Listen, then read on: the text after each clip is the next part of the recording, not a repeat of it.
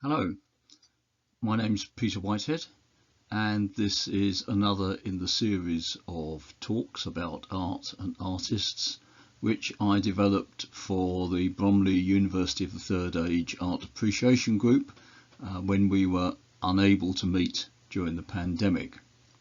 The Art Appreciation Group is a group of people who are interested and enthusiastic about art, but by no means experts. So today I'm going to talk about Albrecht Dürer, the painter, printmaker and theorist of the German Renaissance at the start of the 16th century. He had a wide range of output, engravings, woodcuts, watercolours and paintings. And he worked in various fields, book illustrations, religious works and portraits in particular, but he also produced books towards the end of his life on mathematics and proportion. He's considered to be one of the key players in the German Renaissance, in particular the transition from the late Middle Ages to the Renaissance, and in fact in German this is called the Dürerzeit, the time of Dürer. He has that level of importance.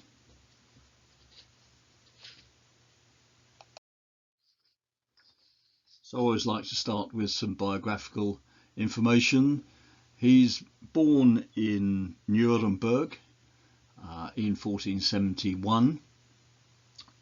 The third child and second son of 18 children, only 3 of whom survived to adulthood. His father was a goldsmith who was an immigrant from Hungary, and originally he was apprenticed to his father as a goldsmith, but he showed great promise as an artist.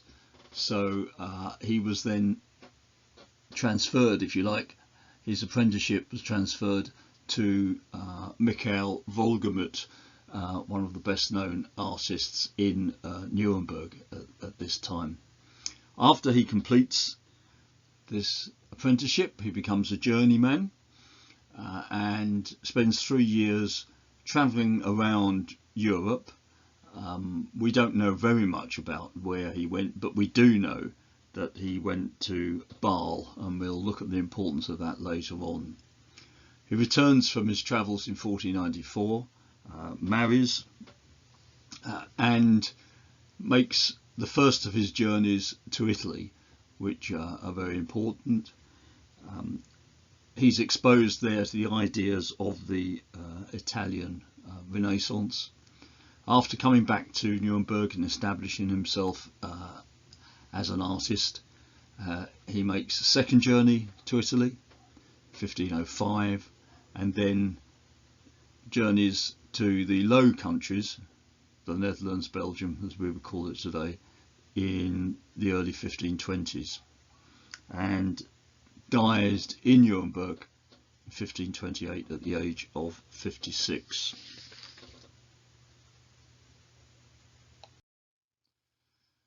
So this is a self-portrait which the teenage Dürer drew. The inscription at the top, translated, says, "I drew this myself using a mirror in the year 1484 when I was still a child." Well, officially at this point he's still an apprentice goldsmith and working with his father as his master. Dürer is said to be the first artist north of the Alps to paint a self-portrait. This is done in Silverpoint, and that's a technique of drawing a silver wire across a prepared surface, and it's interesting because it's a technique used by goldsmiths to prepare designs. So you've got a combination here of his work as a goldsmith, learning from his father, and obviously quite significant talent as a draftsman and artist. So that you can use other materials to prepare designs as well. You can use silver, as in this case gold, copper, tin, lead. They will all be used in this way, and that the process becomes obsolete really when graphite is used for pencils.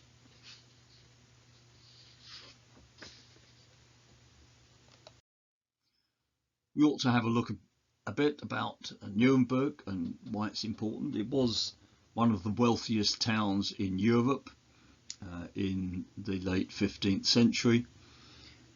It was a free imperial city subordinate to the Holy Roman Emperor, and it's on the trade routes between the Baltic at the top of this map here and Venice, Italy in the south. Also between the Low Countries, where I've marked Antwerp on the map, and it was a centre of metal and textile work, paper making and printing. Bâle is somewhere that, as I've said, Dürer visits, and that's a centre of book printing. This is the age of the humanist, when classical works of philosophy and theology were being rediscovered and promulgated in print.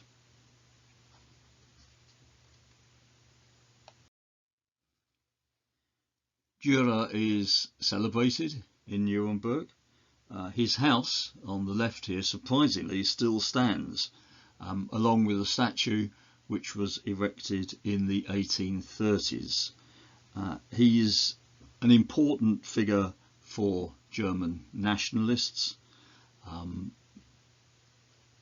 when nationalism was increasing in the mid-19th century, celebrated as a German artist when of course Germany as a country did not exist at this time.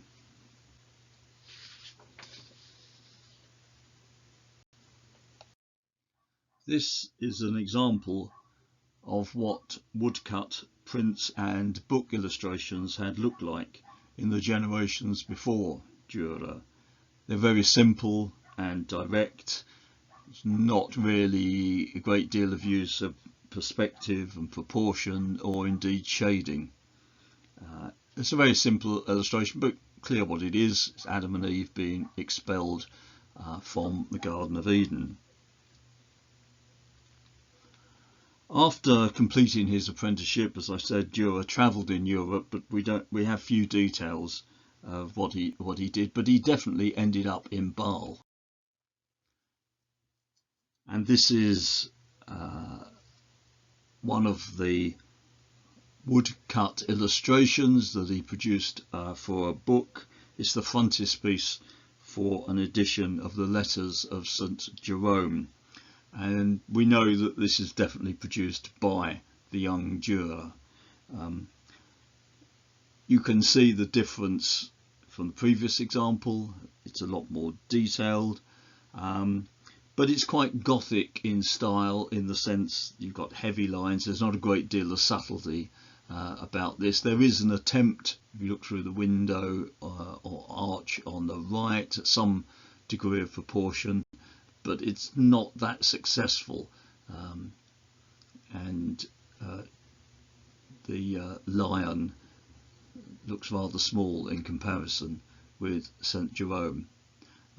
But Bâle was really the centre of book production in Europe at this time, where any engraver would head to find work.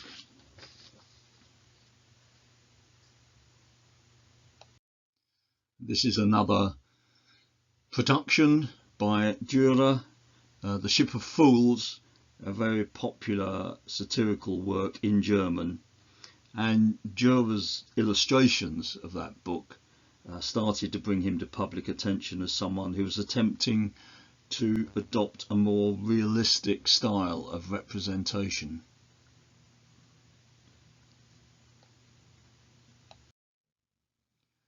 At the time that he's in Bâle, he sends this self-portrait back to Nuremberg. It's possibly as a betrothal gift for his wife-to-be. His marriage, by all accounts, was arranged by his family, by his father, and we think that this is associated with his marriage because the thistle which Dürer is holding at this point is a symbol of male fidelity. His wife was called Agnes. He married her in 1494, but immediately left for Italy without her, possibly to avoid an outbreak of plague in Nuremberg. But one factor is that Dürer needed to be married to set up his own workshop in Nuremberg. As a single man, he wouldn't have been allowed to do that. Agnes and Albrecht had no children.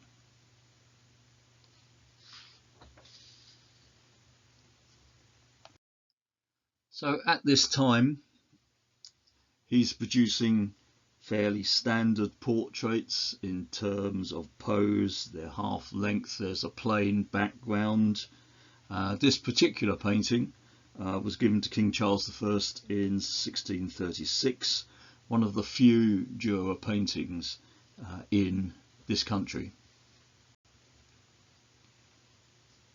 But Dürer's trip to Italy obviously started to give him new ideas, and he experiments with them in this self-portrait. It's interesting. I feel that the self-portrait for Dürer is actually almost an experimental medium, that he can try things out and when portraying himself, which isn't necessarily what his patrons or people commissioning their own portrait would want, but he can use it as an example of what he's capable of doing. In this portrait, he's dressed as a fashionable Venetian gentleman, so someone of status, not an artisan workman as he might have been viewed in Nuremberg. There's the same half-length sideways pose, but now we have a window on the right through which we can see an alpine landscape.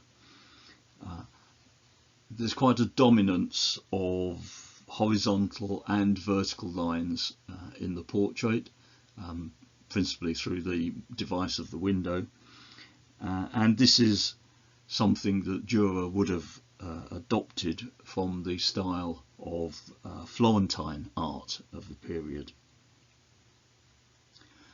At this time, Dürer's principal output is producing a series of woodcut prints, very successful, generated a lot of income. The best known are the series called The Great Passion, so the story of the Passion, obviously, and the Apocalypse series, stories from the Revelation of St. John. These were produced independently, just as prints, and not as part of a commission or directly linked to a book. They could be sold separately or as a collection. So this is from The Great Passion, an obvious crucifixion. It's much more complex now, both in terms of technique and in terms of narrative. The whole story of the crucifixion really is contained in one illustration. But we do have a more sophisticated and successful use of perspective and of shading in this particular woodcut. And this is one of his best known woodcuts. I assume it's from the Apocalypse series, and plague, war, hunger and death the four horsemen of the apocalypse are unleashed upon the world. This was influenced by the fear at the time that the year 1500 would be apocalyptic, would be the end of the world. The magic associated with a millennium, or in this point the mid-millennium. But there is a great deal of movement in this woodcut. Their horses float over the ground. People flinch away from the disasters that are about to overtake them, and in the bottom left you see the devil devouring the dead. If you look at the bottom of this woodcut in the centre, there is Albrecht Dürer's monogram, AD, and it's at about this time that he starts putting his initials and date and other elements into his work, really to try, I think, to secure copyright over this, to make it clear that this is something that Albrecht Dürer himself has done. Obviously there are no real copyright laws in place at this time, but the Dürer name and the Dürer brand is something that he's trying increasingly to protect.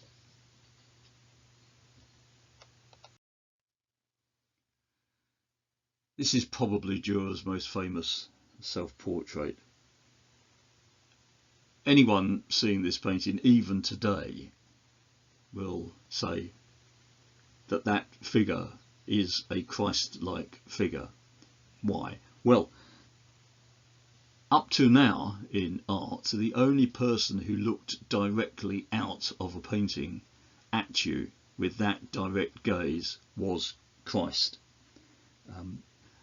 Other portraits, as we've seen, there was a sideways glance, but in this one, Dürer consciously, I think, adopt a Christ-like pose.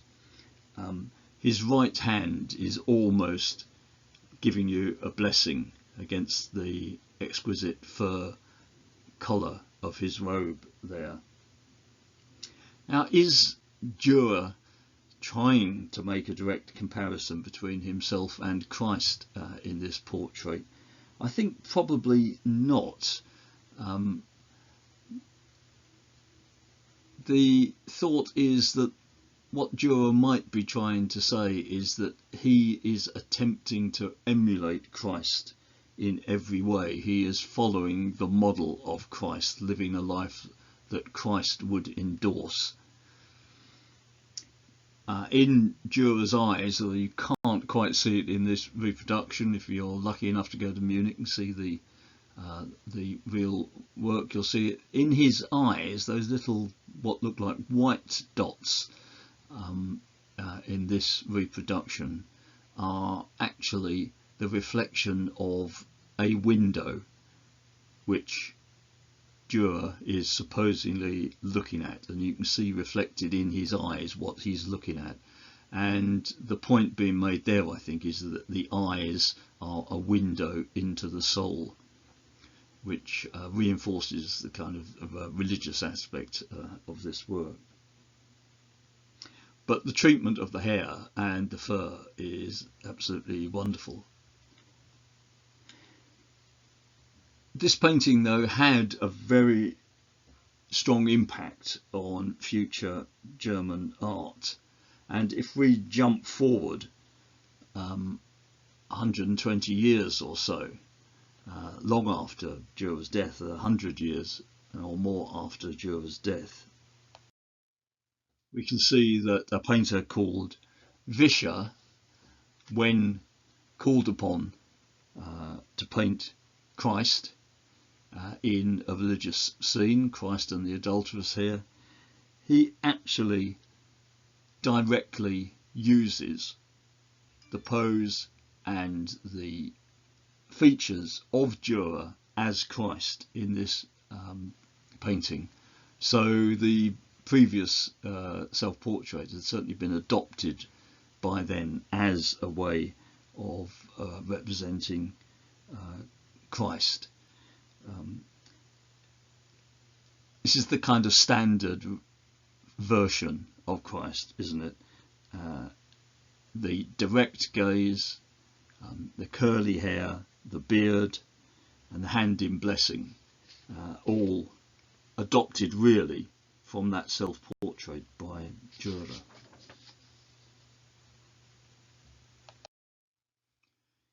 In this pre-Reformation world, Dürer was in demand for religious works, particularly devotional works or altarpieces. So this is an altarpiece produced for the Paumgarten family. The Paumgartens were an important Nuremberg family, and the two men who commissioned this work are represented at either side of this triptych as St George on the left and Eustace on the right. And this is a panel that would have been opened up, so this shows it open. Most of the time it would have been closed. And the centrepiece is a nativity.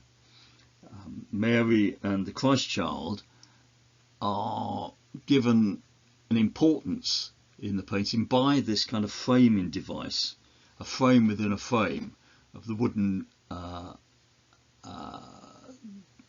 structure under which Mary and the Christ child are sitting. It highlights their importance, and we now have very effective use of perspective and proportion. I particularly like, if you look in the centre of the painting, the shepherds here are climbing into the picture behind Mary.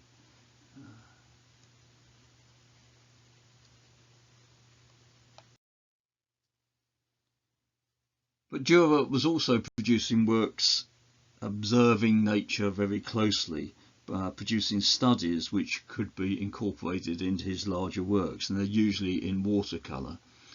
So these works I don't think were ever intended by Dürer as to be as finished works of art. These were his working sketches when he needed to incorporate fur and animals into other paintings. He'd practiced this already, and he could show people what he was capable of doing. But the subject matter themselves shows the influence of Renaissance and humanist thought. God's creation can be celebrated as much through the accurate depiction of nature as by religious imagery, whether an animal, the hare in this case,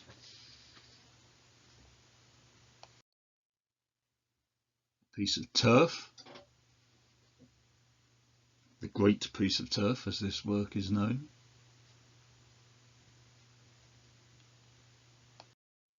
or an insect such as this one, a stag beetle. Now many artists would have thought that this was a subject unworthy of their attention. It's an insect. Why would you want to paint an insect? But it links art with the observation of the natural world, which was starting to become an important discipline at this time. And a very fine monogram, Albrecht Dürer, 1505, at the bottom left of this particular watercolour.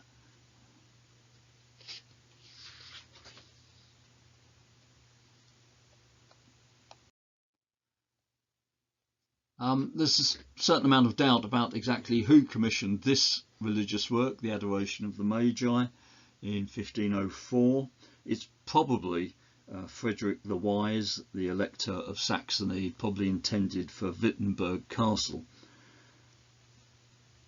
And Dürer has put himself in the picture again, in fact right in the centre. He's one of the wise men and recognisable with the curly hair and the beard. And it's another, I think, example of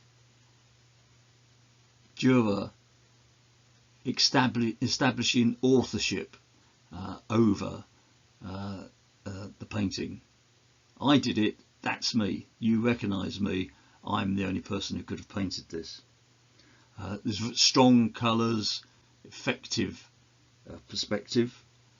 The gold vessels which the wise men are carrying, particularly effectively done, as you might expect from the son of a goldsmith. And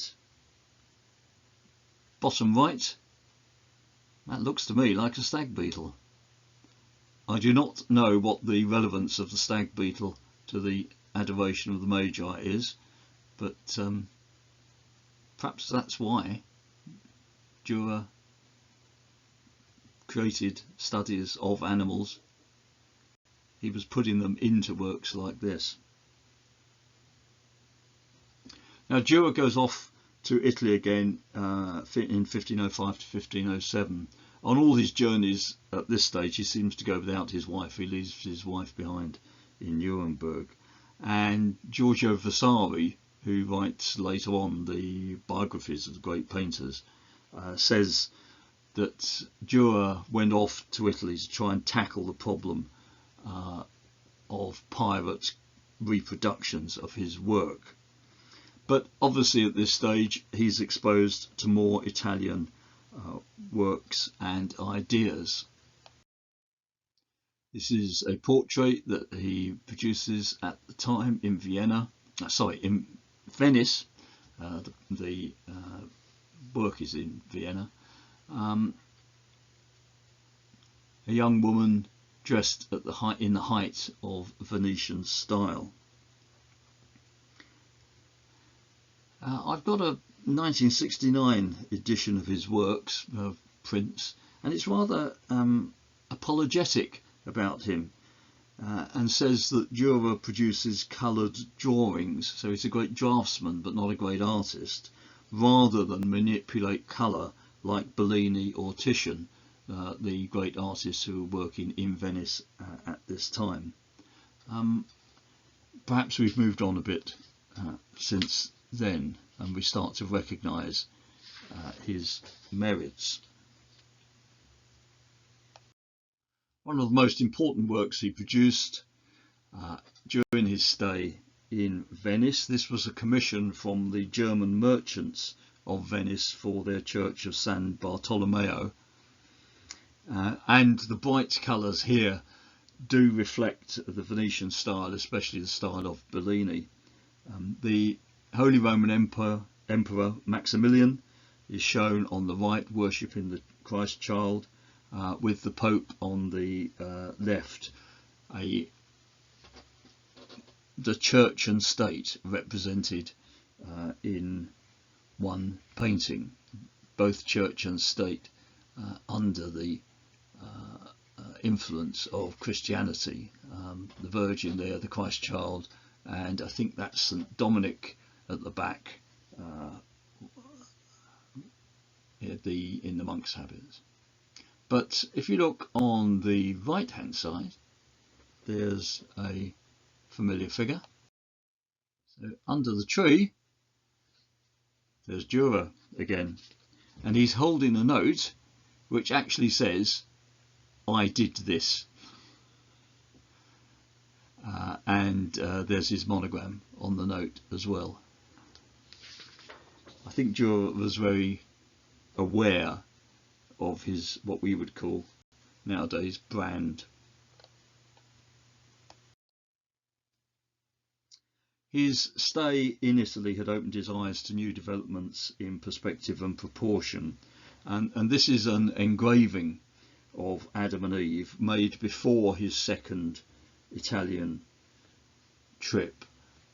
And what you see, as well as the obvious figures of Adam and Eve, are symbols telling the story. The animals here, the parrot and the ox and some others, represent the four humours which control human health and behaviour. But by 1507 his approach had changed somewhat. and now he's much more interested in portraying Adam and Eve as perfect human specimens, complying with the newly rediscovered rules about the proportions of the human body. For example, at the same time, Da Vinci was producing his famous depiction of Vitruvian man, Vitruvius being the kind of classical scholar who'd first set out about this theory of proportion. And the symbolic accessories in the painting have now been reduced to a minimum. The only thing that you need to represent Adam and Eve is some nudity, a fig leaf, a snake and an apple.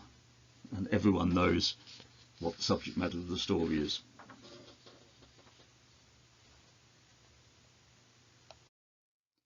Nowadays, this is also a very famous work by Dürer, but again, it's a preliminary study, never intended as a final work of art.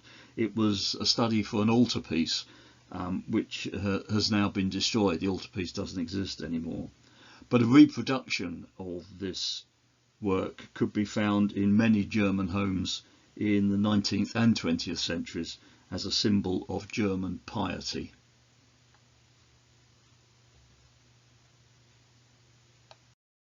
But he continues to be in demand for portraits and religious works, altarpieces, in this case the Landauer altarpiece here for the Landauer family.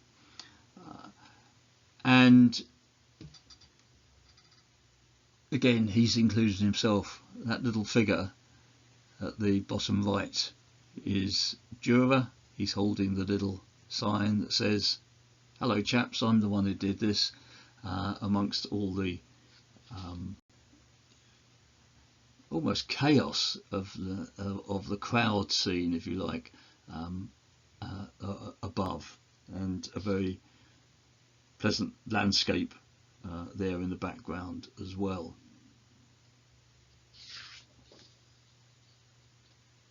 But the Reformation is coming, and Dürer nowadays is considered to be a supporter of Martin Luther.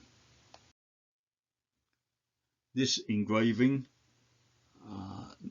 Knight, Death and Devil, so we see the knight with his faithful hound riding along. Behind the horse is the devil, to his side is Death holding his hourglass, but the knight presses on undeterred, heading for the castle on the hill.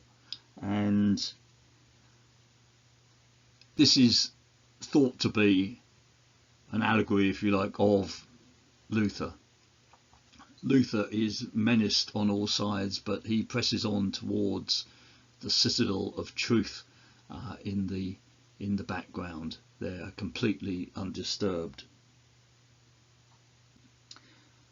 This kind of approach is, however, you have to recognise, a bit too detailed for some tastes. It's seen as a bit fussy, mechanical, and nothing more than a reproductive process. In all the detail which one can admire, the message of the work somehow gets a bit lost. But Dürer is the master of detail, and Dürer never saw a rhinoceros in his life, but on the basis of letters that he received from Portugal, this is what he drew. And actually it was used as an illustration in a textbook in Germany for centuries, because there were no rhinoceri in Europe, for many hundred years. So it does show Dürer's skill, I think, as someone who could interpret this kind of written description and produce something I think is fairly close to what he's trying to demonstrate. It's recognisable as a rhinoceros anyway.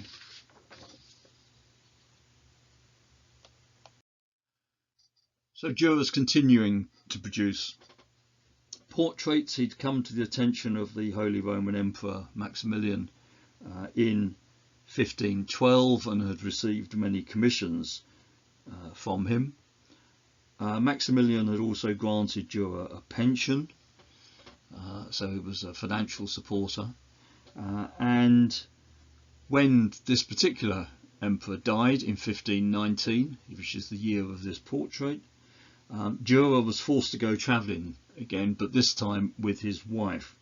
He travelled to Aachen for the coronation of the new emperor Charles V in an attempt to get the pension continued, and he was successful in that. But he went on from there to the Low Countries, basing himself in Antwerp in 1520 and 1521, and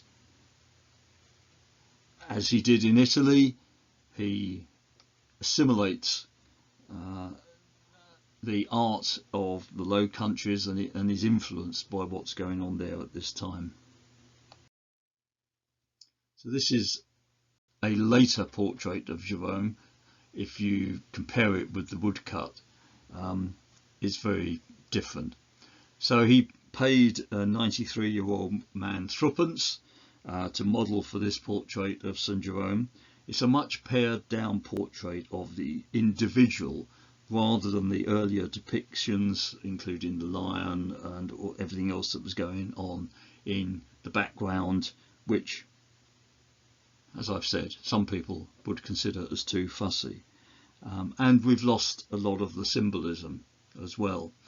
But what it does do is it focuses the portrait on St. Jerome the man, rather than everything that's associated with him.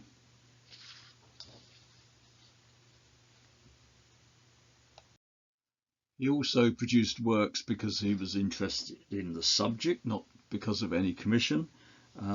He was by this point successful and wealthy enough to indulge his own interests. He saw something that he was interested in, he decided to capture it in drawing or engraving. This is another Silverpoint drawing. This is Katerina, the 20-year-old black servant of an Antwerp businessman.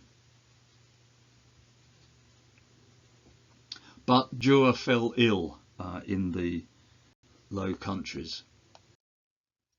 What first glance looks like a self-portrait is in fact something that Dürer sent to a doctor to say, I've got a pain here.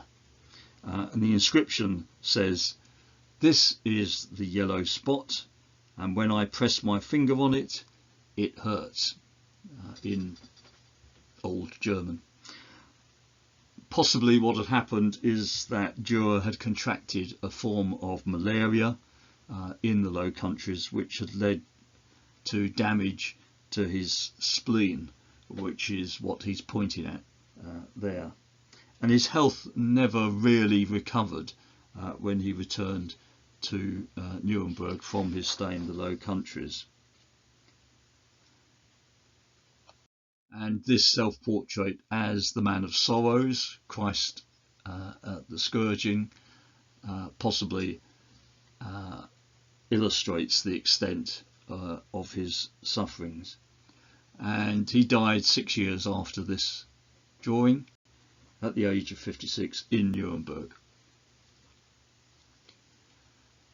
He did have a posthumous influence on art and other subjects. A number of books were published after his death on the topics that he had been studying for 20 years.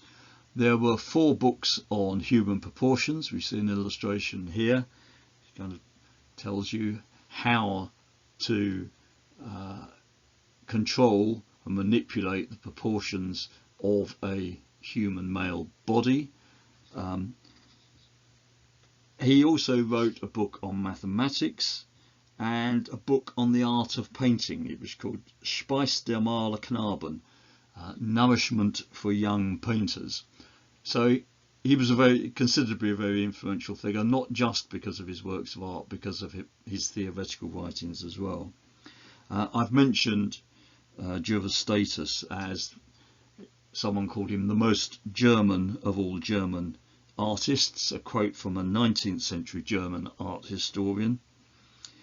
He's also a great influence on the German equivalents of our pre-Raphaelite painters. They were called the Nazarenes, who wanted to regenerate German art by returning to the principles of the early German Renaissance, and that is the Dürer type, the time of Dürer. This is what they were looking back to, in the same way that our pre-Raphaelites slightly later in the 19th century looked back to the work of artists before Raphael.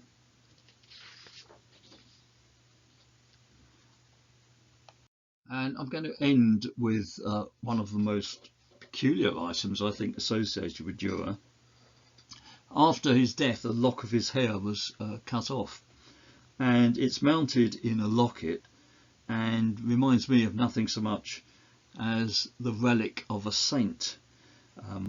After being held in private hands and no doubt worshipped for many centuries, you can now find this relic in the Academy in Vienna. Dürer met and was friends with Erasmus, the great scholar of the early 16th century, and this is Erasmus's comment on Dürer's work. It was light, shade, splendour, the sublime, depths, all achieved with black lines.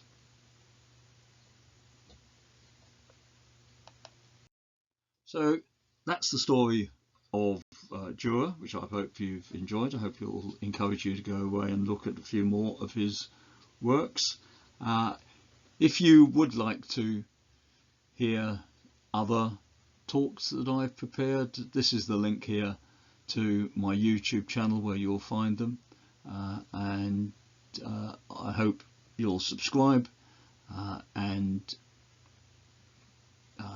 get access to the other talks I've prepared, and some that I will be doing in the future. Thank you very much for listening today.